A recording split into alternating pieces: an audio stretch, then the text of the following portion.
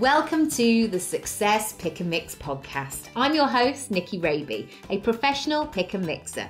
I'm a personal brand coach, a speaker, an actor, a creator, and a podcaster. I'm on a mission to help you find and create your version of success. Your pick and mix of life and business on your terms. A blend that complements your personality, your goals, and your circumstances. Since 2018, I've been sharing interviews and mini episodes to help you unlock your next step, to make it real and make it happen. Round here, we dream big. We go for the ideal version.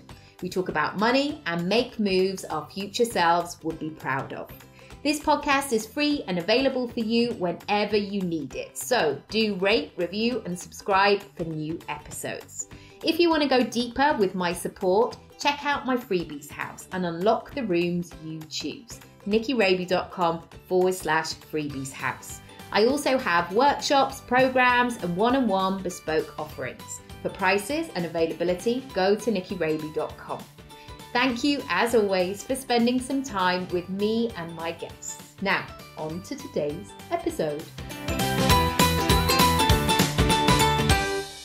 In today's episode, I am talking to Wendy Showell-Nicholas, who is a psychotherapist, and she specialises in workplace well-being. I think it's such a prevalent topic at the moment, don't you? Hey, after the few years that we've had, to really assess how we're working and living and what we can do. Because I know that people say things like, just have a rest, just take the day off, book yourself a spa.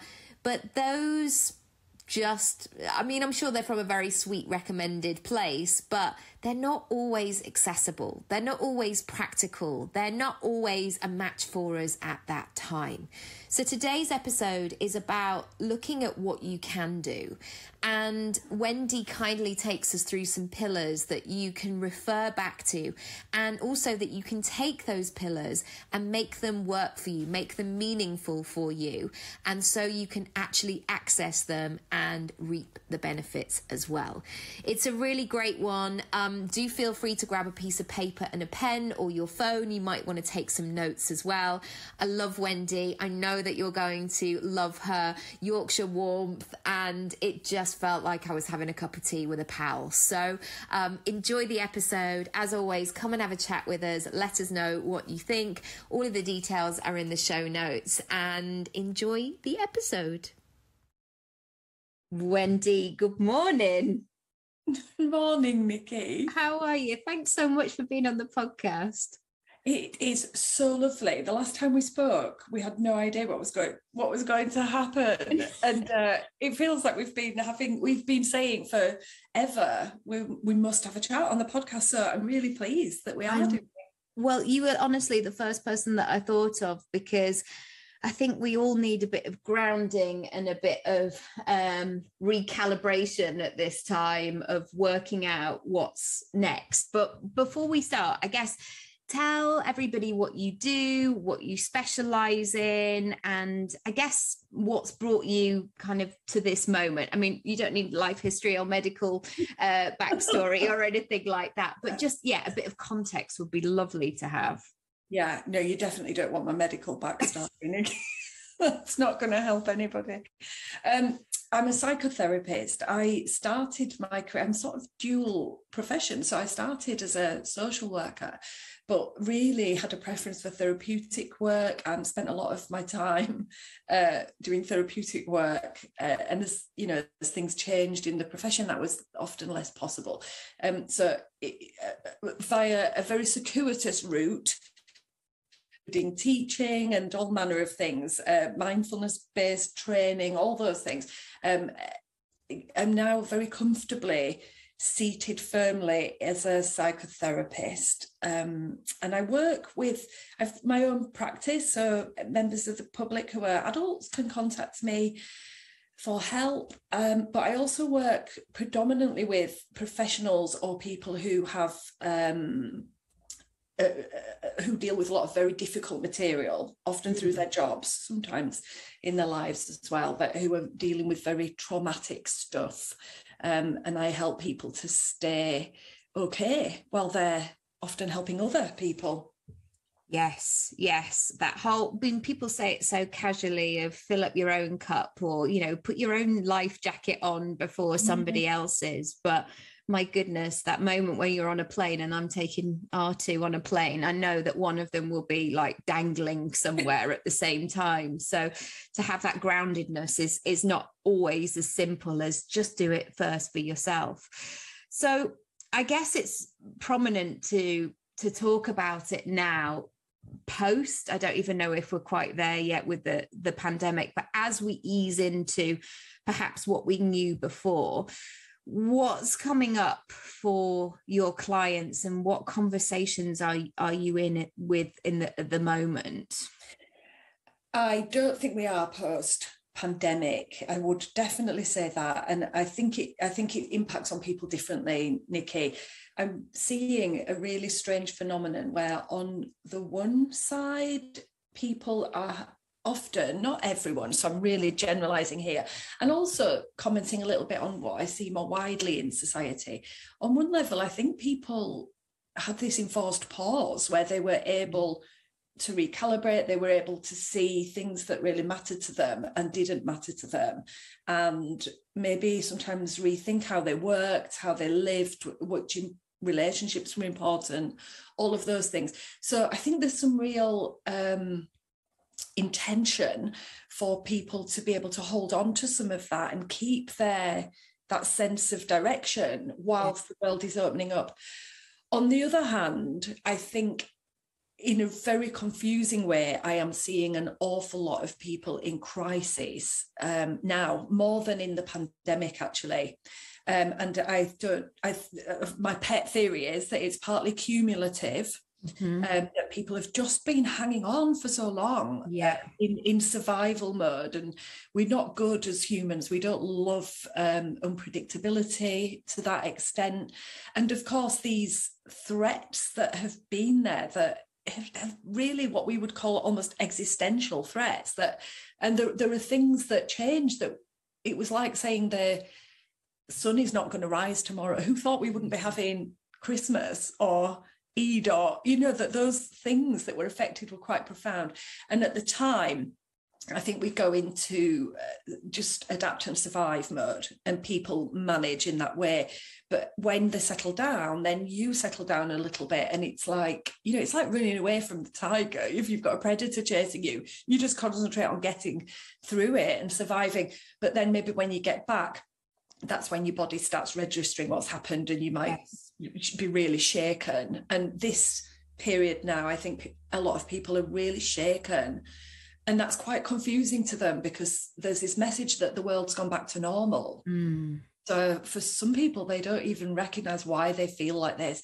So yeah, is that does that make sense, Nikki? Yeah, it does, because I think it's also a real assessment of, I guess, what's been going on in terms of the rules, even though we've known that they have not always been adhered to, or have been ever changing. But also it's really, I think, made us think about, what do those rules mean to us, and where do we sit within that?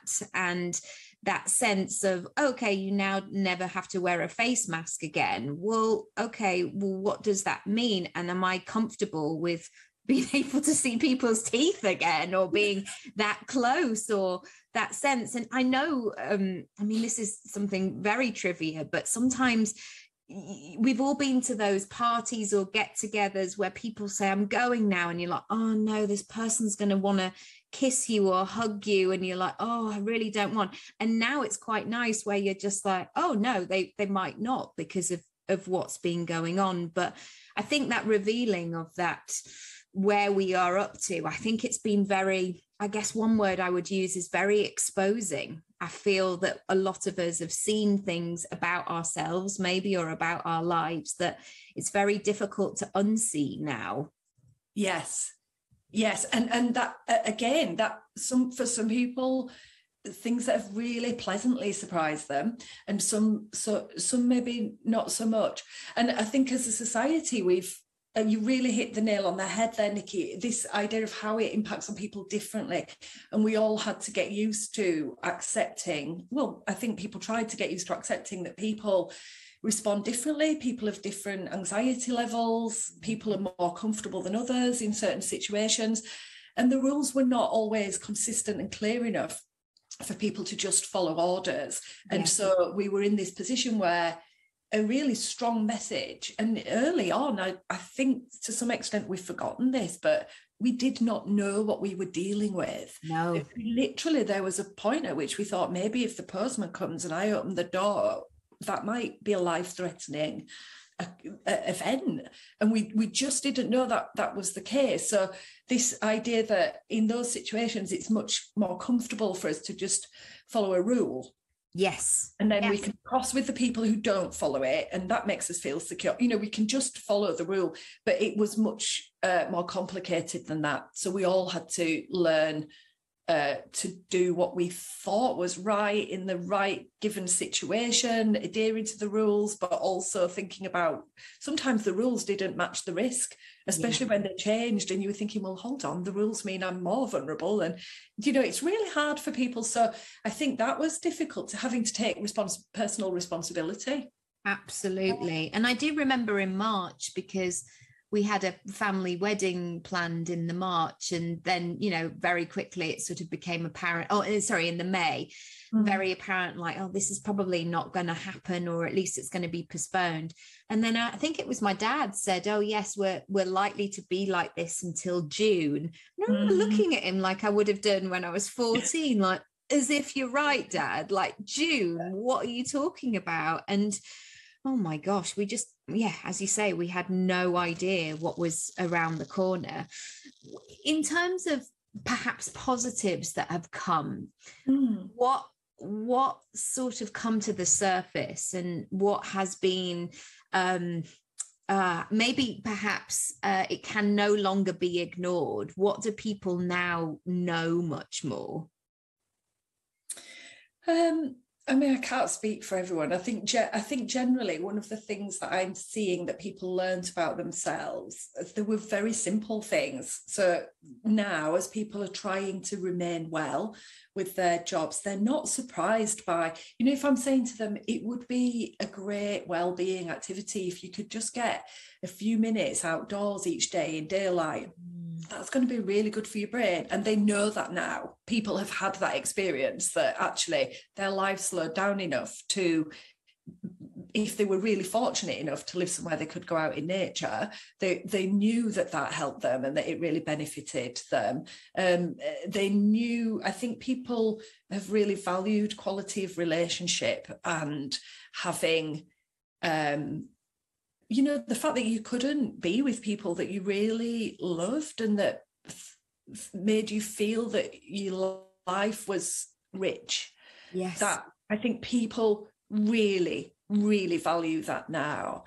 And conversely, I think people realise that some of their social interactions that were obligations that they were doing, that really put a pressure on them and detracted from the relationships that they valued, I think they felt better about stopping them. Yes. Not entirely cutting people out or being unkind, but prioritising differently and feeling better about saying no to a social occasion that they don't really want to go to. And that sense of, well, we've always done it, so we'll just carry on as always. It made people stop. And I mean, I was that kid who had always had their head between the banisters, or used to love going to my nana's friend's house because I'd be able to earwig and like listen to adult conversation. But the amount of times where you would hear those conversations of like, we all go there for Christmas Day, and then on Boxing Day they all come to us, and I think people suddenly thought, I don't want to sit on their sofa, I've never wanted to sit on their sofa, and it's now time to think about things. How's it changed in terms of the way that people view work, or as you mentioned, the individuals that you work with? Is there a new set of circumstances that are coming into play here? I think for a lot of the individuals I work with, it's been much tougher because of the cumulative effect, and often they kept working through this pandemic, and of course they were working with really vulnerable people or people who were in absolute crisis and very difficult situations, so they're tired. There's a real sense of being tired, of no break or respite before starting again, if that makes sense. It's like you've just come through a pandemic and you're on your knees, and then you've just got to go back to doing it all in person and live. Yes. And there's no sense, like you didn't get a holiday in that time, or you didn't get the day-to-day things that would build your resilience. Well, and I'm talking about professionals there who work with really, really difficult situations, lawyers, police officers, social workers, teachers have really had it through this, because they've been a jack of all trades. They've been trying to do everything. But also I would put in that camp mums and people who have just, like, you don't actually have a choice. You still have to look after the 3-year-old. And sometimes that's in a flat in the middle of the London where you haven't had access to green space for some of that time. It's been really difficult. So people who've just had to keep looking after others through this situation, or people with parents who they've been concerned about or elderly, I think they're exhausted. Like absolutely exhausted. And I think there's it's not intentional, but the message that everything's back to normal now is incongruent, because they don't feel back to normal. They probably feel a bit worse and a bit more tired. And I suppose some of my job at the moment is really pointing that out, that of course you're not back to normal. This has been so tiring and challenging, and that, in all things balance, you have to compensate for that. So you have to up your self-care and your focus on maintaining your own well-being. You just have to do that, or it is going to go wrong. And sometimes, Nikki, I think people just come to me to be told off. Be told, like, just, you absolutely have to do this. But we know it. We know that instinctively that we should be doing that. But there are all these other messages, big, strong social messages that make us feel bad about caring for ourselves. And that we're always, we're not tabula rasa. We're always working against that. Not just social message, family messages, how we think about ourselves. That all those things can get in the way of doing the right thing. And I do feel, especially in the online space, there was a real conversation around doing more, being more, and even the language of like smashing it and going for it and hustling harder. And I think for most people, that is not the way that they want to be, in that constant fight or flight situation of like, oh my gosh, I've got to turn it around. And I've got young children as well, and that pressure to be able to go, right, I'm going to go to the gym for 4 hours, and you're like, no, that is not going to be the way that I access the best version of myself. You mentioned sort of going out into green space there, and like in terms of keeping it very simple, of those sort of self-care exercises. I know people talk about, going shopping or going to a spa, and that's not sort of necessarily accessible for most people on a day-to-day basis. But if you talk about those little and often things, what sort of springs to mind that you found to really work for yourself and for people that you work with? Well, actually, is it okay, Nick, if I just go back to something you said and then build on it to answer that? Definitely, yeah. I think you're 100% right about that. The mixed message that we see on social media and in life in general, and that we need to be smashing it all the time. And one thing that I do work in a mixed way, so that I don't feel like I am the expert in everything, and that I know a lot about my field, but sometimes that's not my private property. I can share that with you. So sometimes just what we would call neuroeducation, just letting people know that, and I'm sorry if this contradicts some fabulous people out there who are really public about how they try to encourage people to live their best life and all those things. But what we know is it doesn't work doing it like that. So being on all the time, smashing it all the time will not lead to anything good. Our brains are not set up like that, and our bodies are not set up like that. So we know that in order to be effective and efficient, and all those words that people want to be when they're the kind of person who wants to smash it, we actually have to have a resting period for our brain as well. So we have to be able to concentrate for intense periods, i.e. work, put our effort into something, but then genuinely be able to bring ourselves into a resting state. And what we tend to do is we book a 2-week holiday, or we book a spa break, like you're saying, but that doesn't make any sense. You can't work for all those weeks in the year and then be working in the evenings or accessing Instagram, or still stimulating yourself every evening and every weekend and being on basically all the time, and then expect to just stop for 2 weeks. I often use the analogy of a marathon runner, not that I've ever run for further than a bus, but if I was a marathon runner, I understand that they train and then they do the marathon, but they don't just stop the next day. Yeah, and never do anything again. They cool down, they do shorter runs and they get used to it. But we do the equivalent of we work, and then just stop, and we're all supposed to have rest in this weekend or this holiday. Just doesn't work like that. We just physically, that is not how we are made. So the things that we need to do need to be mindful and deliberate and a daily practice. And as humans, I'm really cautious about saying, it would be really helpful for you to do these things, because when we are in that doing mode, that real smashing it mode, which I promise you, Nikki, I absolutely understand.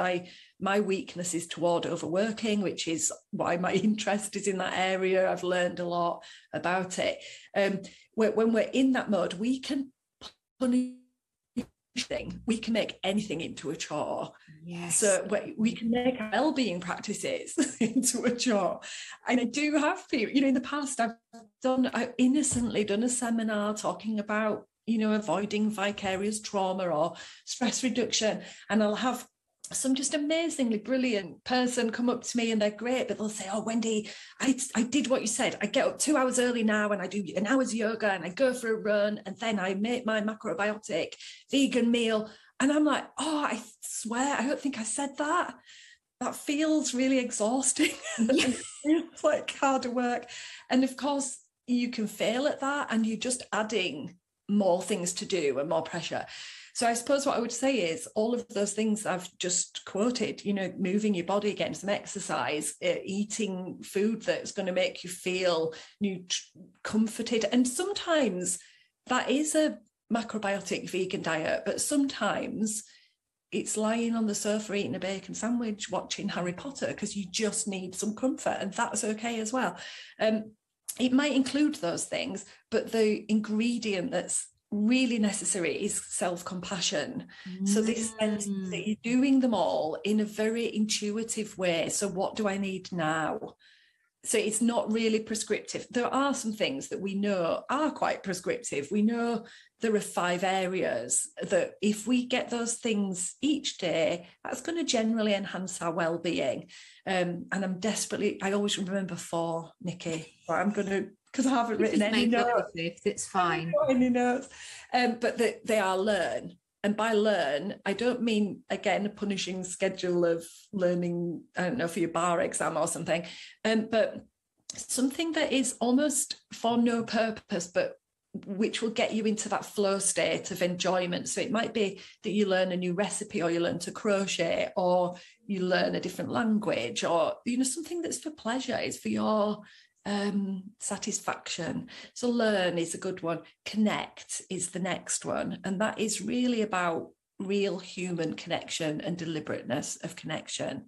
And again, that does not need to be big things. That can be, if you are standing in a queue at the post office and our inclination is to get our phone out and check our phone, but what if you didn't? What if you smiled at the person at the side of you? Or something like that's a connection. You start a conversation with someone.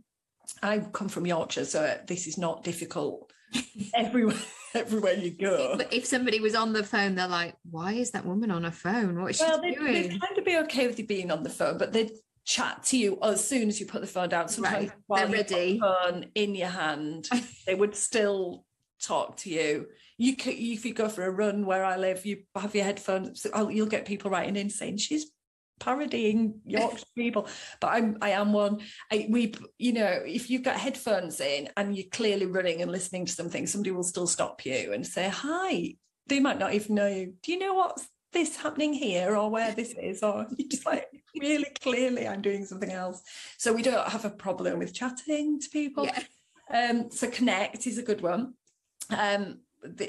Give. So to give to others is really good for us. We, as humans, we need to be connected to groups of people. And part of what gels us like that is mutual reliance. The fact that we, it's not because we are the fastest animal on the planet, or we have the sharpest teeth, and that is not why we've evolved as successfully as we have.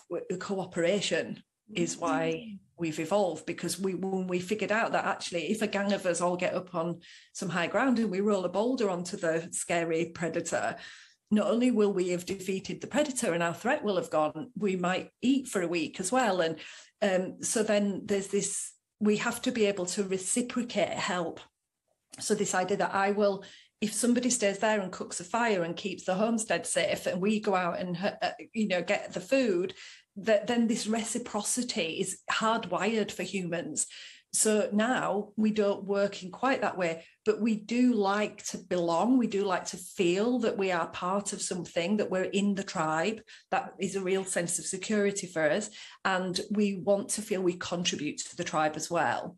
So the idea of being able to give is important to us, and also to be able to receive is important for different reasons, which I won't labour on about, but giving. And I really think almost moving away from the idea of not so much giving that is like paying tithes, a contribution of your income to a charity, for example, but the kind of giving that is about human connection.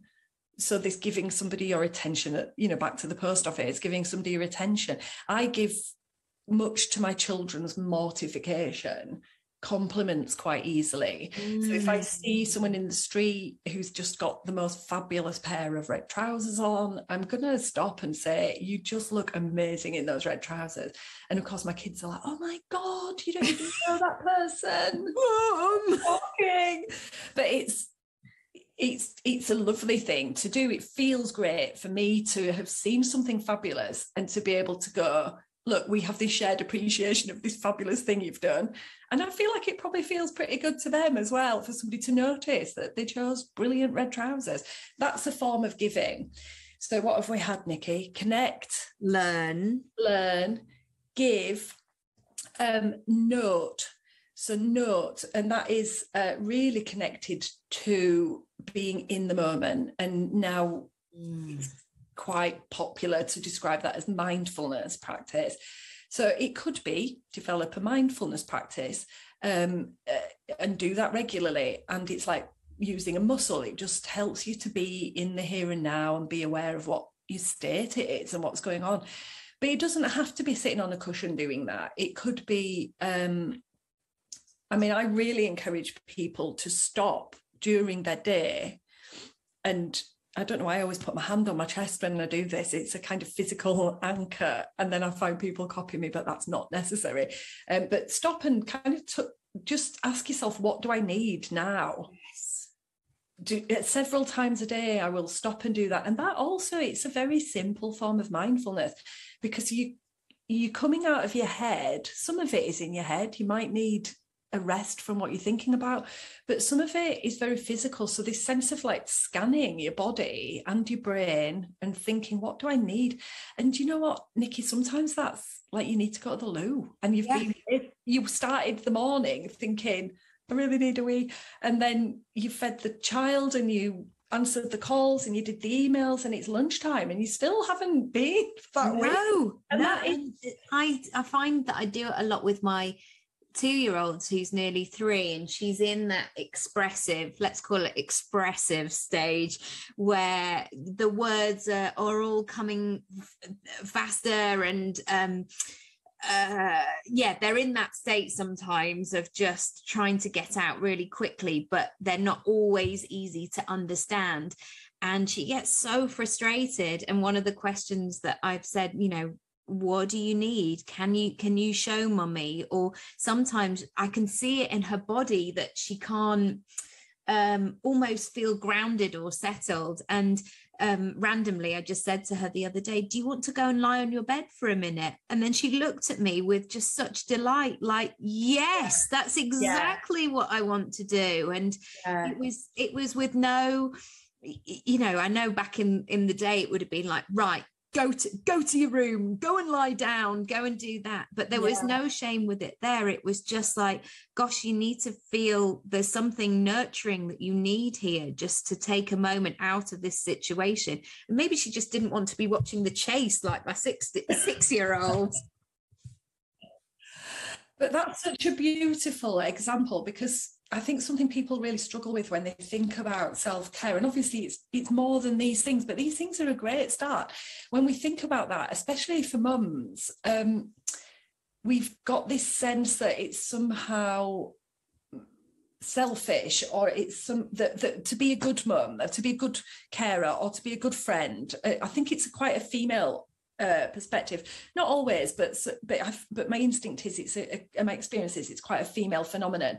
Is that you should feel some sense of shame about prioritizing your well-being, but what you've done there is I would always argue that children will, and other people, they will kind of hear a bit of what you say, but most of the time we sound like the Snoopy adults. It's just wah, wah, wah. They don't hear any of it, but they really, really see what you do. Yes. So we want our children to grow up knowing that actually, instead of going into that really wired red zone where I'm having a tantrum because I'm a toddler and I don't know what's happened, my synapses have just gone off, they've just gone offline, and I found myself screaming and distressed on the floor.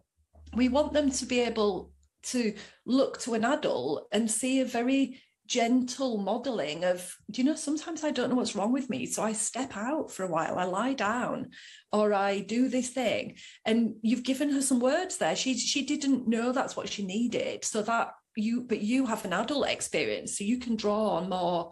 You've got more frame of reference, so you can make us some suggestions until one hits home. And when you said, do you want to lie down? She's like, oh my, yeah, that is the thing I wanted to do. And of course, that feels right to do that for our children, but we get out of the habit of doing it for ourselves, Nikki, and then we're rubbish role models. So I would turn that on its head and say, actually, you cannot give to others to a greater extent than you can give to yourself. That's just not possible. Parents hate me saying that, and a lot of professionals who give everything to their job hate me saying that, because there's a sense of, but I would lie down under a bus for my child, or for this, I would give everything for this cause. But the truth is, we would do those big gestures, but on a daily basis, all the things that we carry with us, the judgments that we push ourselves harder, that we have a lot of self-judgment, it can't help but spill out. It can't help but spill out. And then the people we're caring for see that. They see that there's a bit of holdback, or there's a bit of resentment, or there's a bit of that this is conditional. I will do this, but then I expect you to behave like that. Whereas when we really learn this self-compassion and to check in with ourselves and ask ourselves, what do you need? And we do that comfortably, this fills us up, and we are much more able to give to others without those kind of conditions that we're not even aware of. I feel like I've just gone really deep there, Nikki.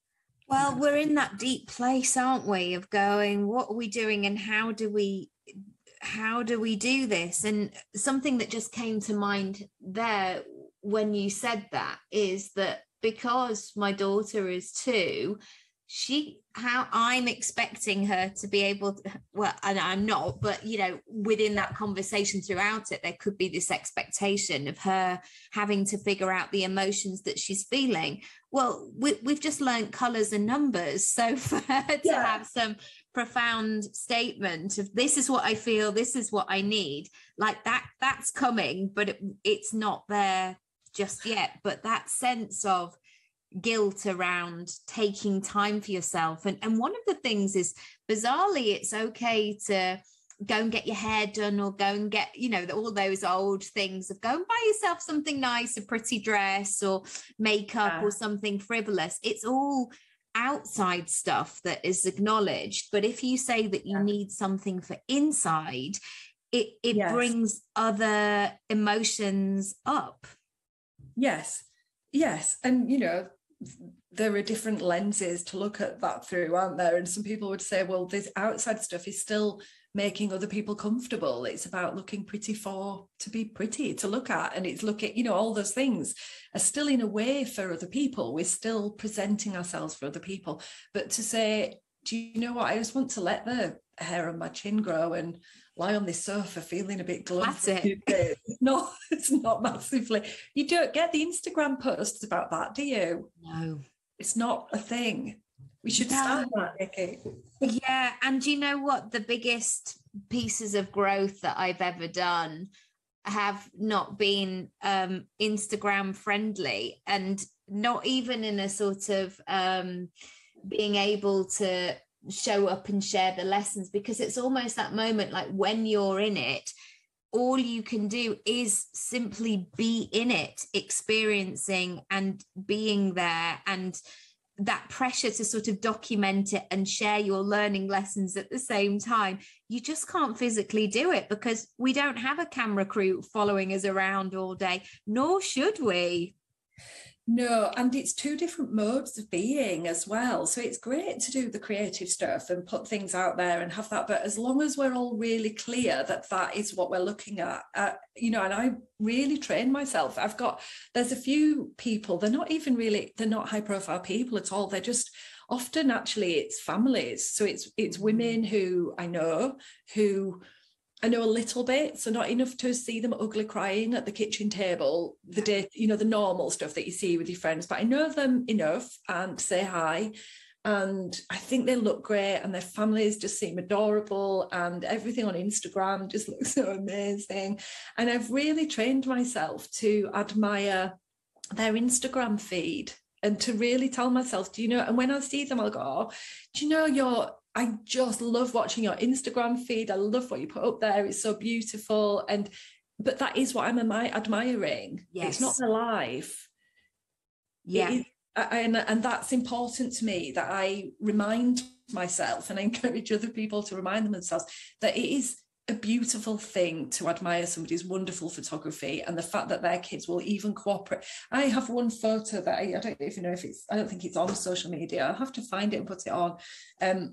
I remember watching this brilliant artist in our area. He's just the loveliest man, a wonderful artist, and his children are homeschooled, and his wife is an amazing artist, and they make beautiful things like backpack. It's just look on Instagram, and I admire them so much, and it's so beautiful. And they put any resources they have into traveling with their children, going out there and being in the country and in the world. It's just amazing.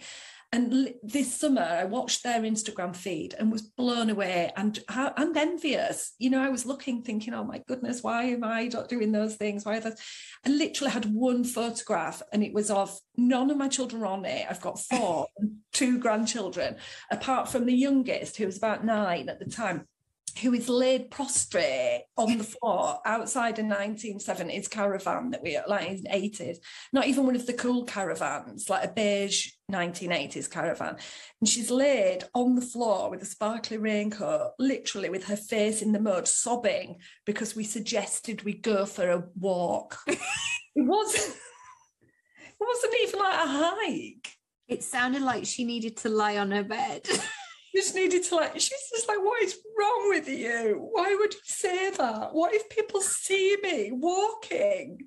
Isn't that true though? When people do that, we're going on another trip and you might see a picture of them going to the airport. But I just thought, oh my God, like even to get everybody out of the house or packed or to have passports or everybody's weed, or like I had to take the children. We went away the other weekend and Matt wasn't with me. He was meeting us there.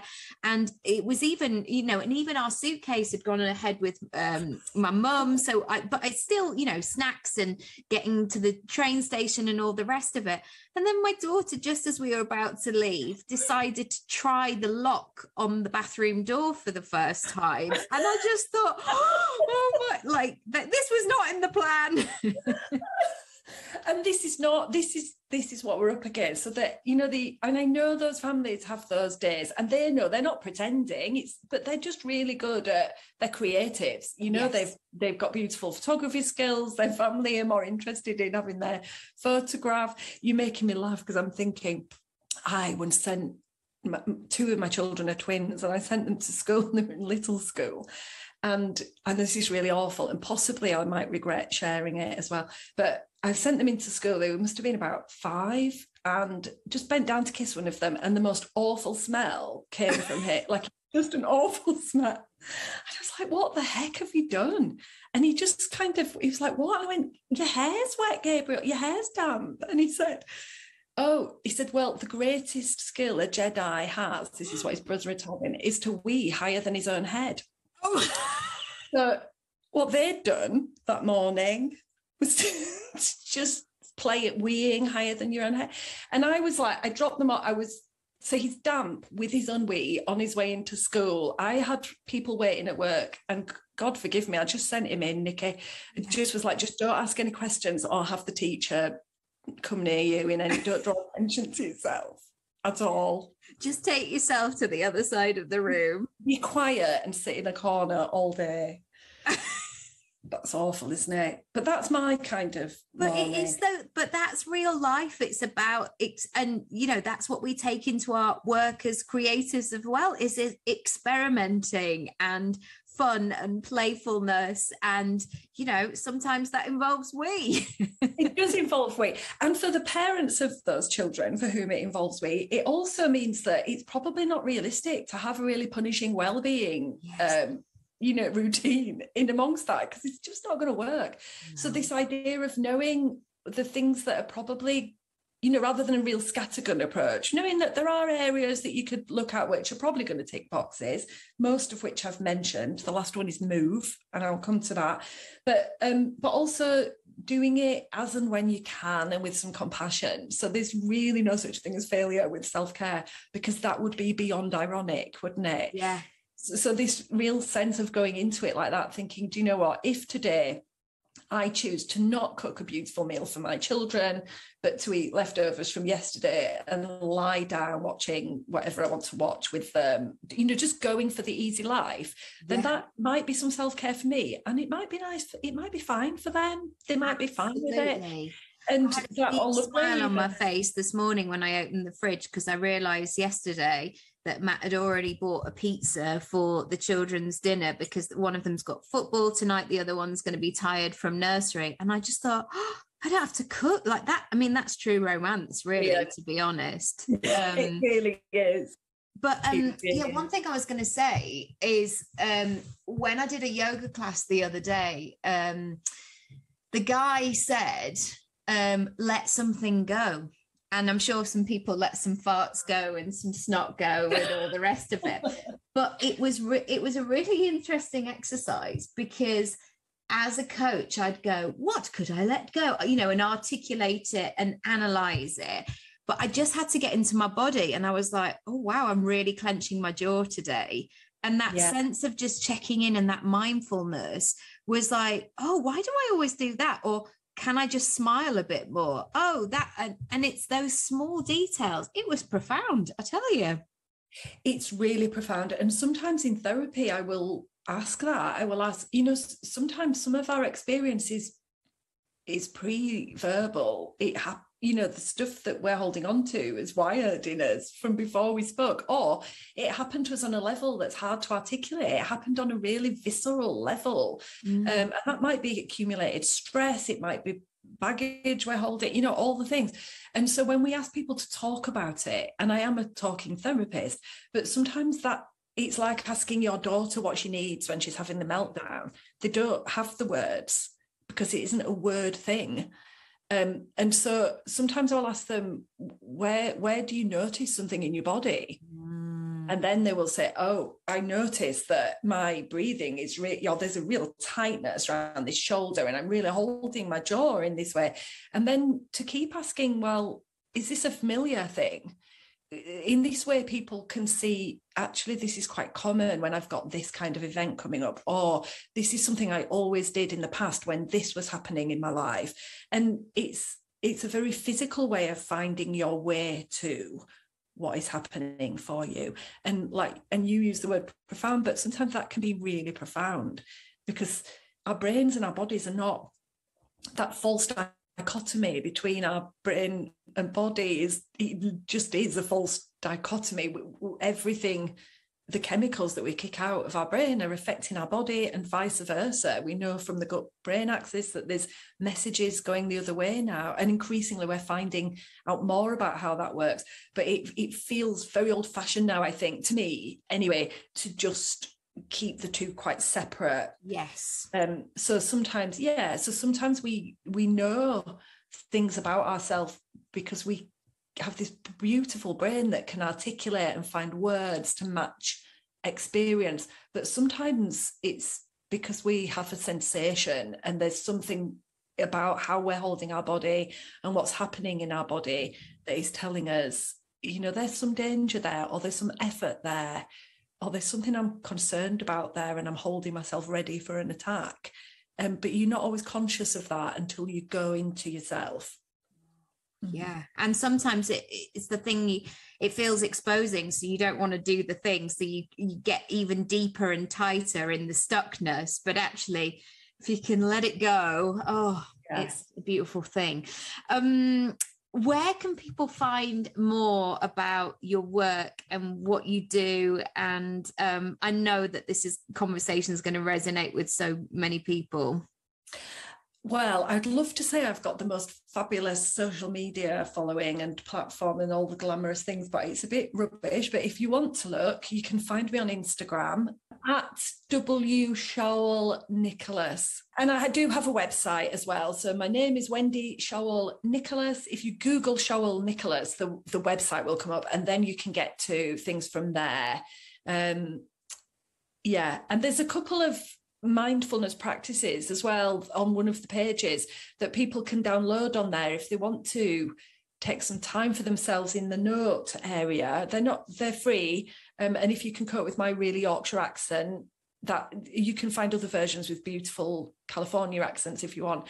But if you want to access that, those are there, so they're a nice start for a bit of me time.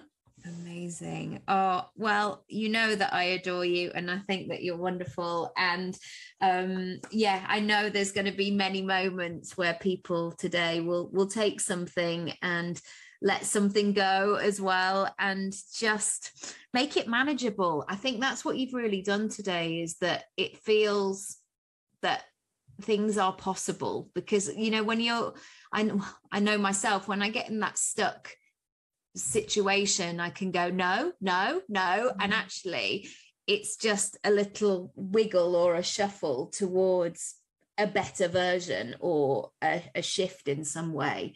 So we would love to know what you think, so do get in touch as well. Do, and drop me a line, Nikki. I'm genuinely, it's all about relationship for me, so I'm really happy for people. There's never any, I don't really have that much to tell. There's no hard set. It's literally, if people just had a question or wanted to make a comment or ask me something, I am genuinely always really happy to do what I can to signpost you in the right direction, answer things. You know, that's good for me. That's my connection and giving and all those things.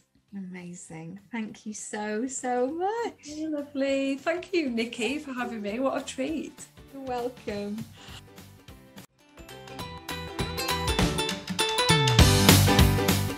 Thanks so much for listening to today's episode. If you haven't already, feel free to rate, review and subscribe for all the brand new episodes.